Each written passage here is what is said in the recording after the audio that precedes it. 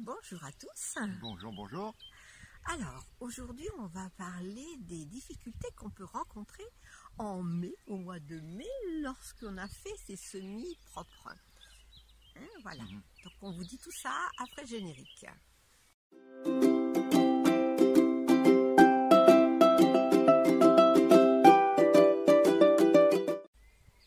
On rencontre des difficultés et on ne pense pas on croit à certaines et en fin de compte ce sont d'autres qui vont arriver.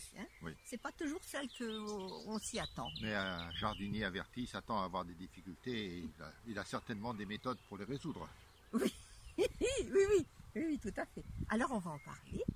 Donc, après moi, bien sûr, on pourrait penser que la pluie, le soleil, ça peut être une difficulté. En Normandie, il pleut, il fait beau, il fait beau, il pleut, il fait beau, et tout ça dans la même journée. Churchill trouvait qu'il faisait beau plusieurs fois par jour en Normandie. Oui, tout à Mais fait. c'est un avantage, que le soleil et la pluie sont les amis aussi du jardinier. Oui, c'est vrai. Alors, pour nos tomates, nos chères tomates, eh bien, que nous avons mis en extérieur, on a trouvé une solution. On leur a mis un chapeau. Voilà. Donc on va vous montrer un chapeau et je l'avais déjà expliqué dans la précédente vidéo et ça fonctionne. Tout à fait. Alors maintenant Je reviens sur les tomates. Il faut éviter que les feuilles soient mouillées.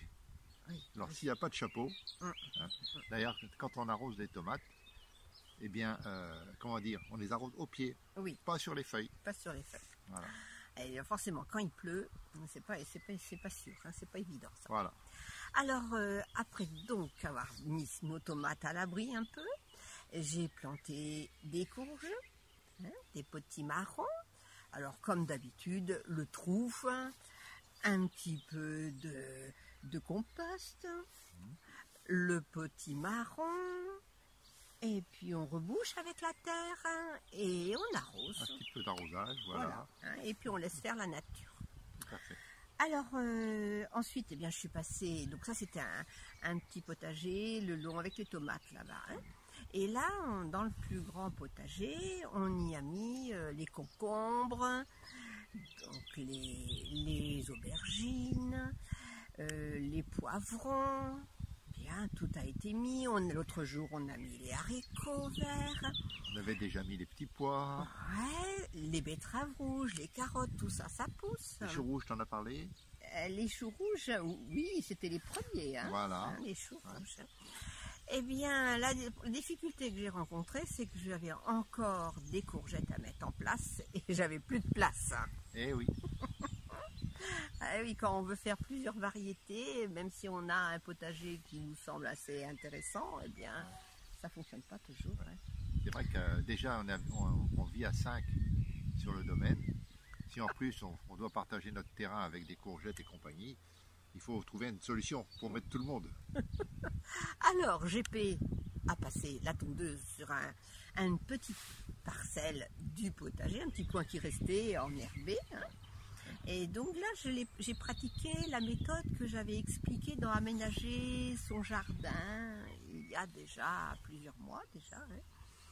En hiver, j'avais expliqué ça, donc vous la retrouverez facilement. Et donc il a tondu, très ras. Ensuite, j'y ai ajouté du broyat d'arbres, du compost, un peu de compost. Et dans notre fameux tas où on met tous nos déchets de désherbage, eh bien j'ai récupéré de la bonne terre à nouveau et que j'ai mis par-dessus. Donc on a caché l'herbe avec tout ce substrat. Et tout ce que tu as mis dessus. Voilà. Et on y a planté nos courgettes. Et comme les courgettes adorent avoir du compost au pied, je pense qu'on va voir. Je pense que ça devrait marcher. En fait, dans la vie, un être humain, il met une pièce de plus dans sa maison, il agrandit sa maison. Nous, on a fait madame a fait une plate-bande supplémentaire dans son jardin. Voilà, donc on va vous emmener voir un tout petit peu l'ensemble du potager et puis voir ce qui pousse. Et donc ça, c'est bien agréable. Tout à fait. Donc pour commencer, une petite vue d'ensemble. avant de rentrer dans le détail de ce jardin que je ne qualifierais pas de provençal, bien que puisque nous sommes en Normandie, mais il est en terrasse.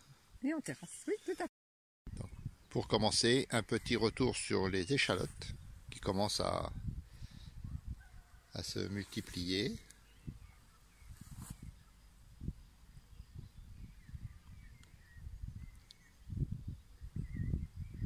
L'ail aussi grandit.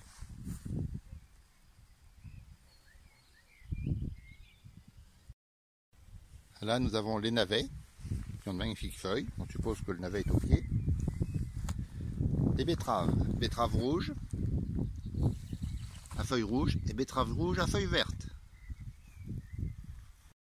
Alors, je vous rappelle que nous sommes en Normandie. Alors, ce ne sont pas les asperges de Rommel qui devaient empêcher les planeurs d'atterrir lors d'un débarquement, mais les piquets que Madame a préparés pour recevoir les concombres, les aubergines et les poivrons. Bon, faut le savoir, hein, parce que pour le moment, on voit pas grand-chose.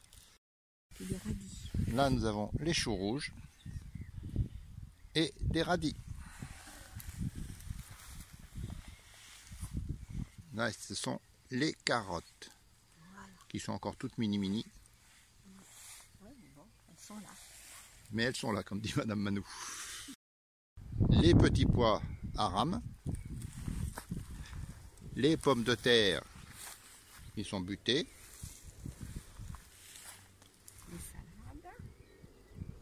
Les salades. Alors ce matin j'ai repiqué même des salades, mais alors on a eu là en milieu de journée, et bien forcément elles sont plat, hein, même si elles ont été arrosées, elles iront mieux demain. D'autant plus qu'on vient d'avoir une averse de grêle. Oui, là ça n'a pas été, c'est pas l'idéal la grêle. Hein. Ce plaisir de vous présenter le nouveau-né avec ses pieds de courgettes. Alors oui, alors elles sont un peu, en principe c'est 1 mètre de distance, hein, mais là j'ai voulu vraiment les mettre. Et elles iront à droite et à gauche. Elles vont naviguer à droite et à gauche, il y a encore de la place. Voilà, bon, théoriquement c'est le sentier où on passe, mais après on enjambera. Hein. Ou alors il faudra venir avec une machette, comme dans la forêt équatoriale ou la forêt guyanaise, pour faire son sentier. Voilà, après cette visite du potager, on vous dit à bientôt. Au revoir. Prenez soin de vous.